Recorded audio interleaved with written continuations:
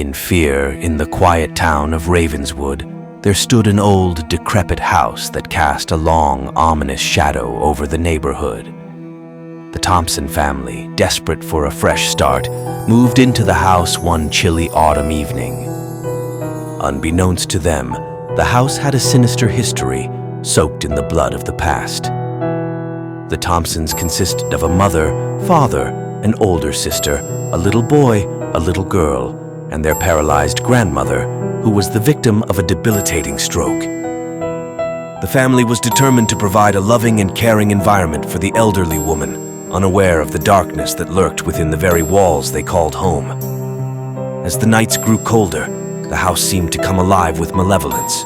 Strange whispers echoed through the corridors, and chilling drafts swept through the rooms. The grandmother, paralyzed and bedridden, had become an unwitting vessel for a malevolent spirit. Possessed by an unseen force, she would rise from her bed, her eyes vacant, and walk the halls at night. One fateful night, as the moon hung low in the sky, the little boy, his curiosity piqued by the strange occurrences, witnessed his grandmother's eerie midnight stroll. He crept out of his bed and followed her, his tiny footsteps barely audible against the creaky floorboards. The air grew colder as he descended into the darkness of the basement. In the dim light of a flickering bulb, he saw his grandmother standing in a corner, her back hunched and her movements unnatural. Unaware of her surroundings, she began to chant in a language long forgotten, her voice a haunting melody that sent shivers down the boy's spine.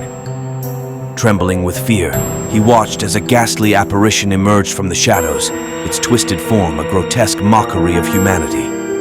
The spirit, once a malevolent entity bound to the house, had found a vessel in the frail body of the grandmother. It craved freedom, seeking to escape the confines of the cursed home and wreak havoc upon the world once more. With every chant, the spectral presence grew stronger, its dark aura filling the room like a suffocating fog. Sensing the danger, the little boy mustered his courage and called out to his family, but his voice was drowned by the sinister incantations.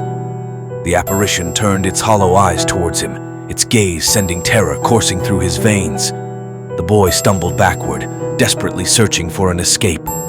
Meanwhile, upstairs, the rest of the family awoke to a sense of dread that hung heavy in the air. They followed the boy's cries and descended into the basement, their faces pale with fear.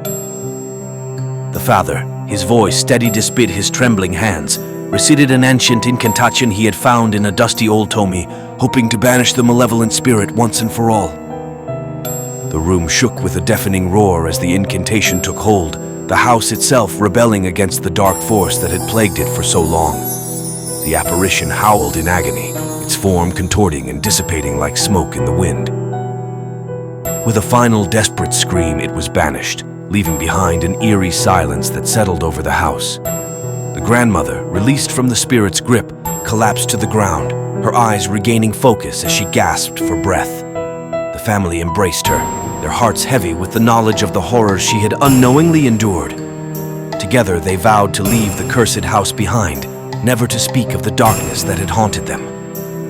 As they fled Ravenswood, the once ominous house stood silent and empty, its dark past buried within its walls.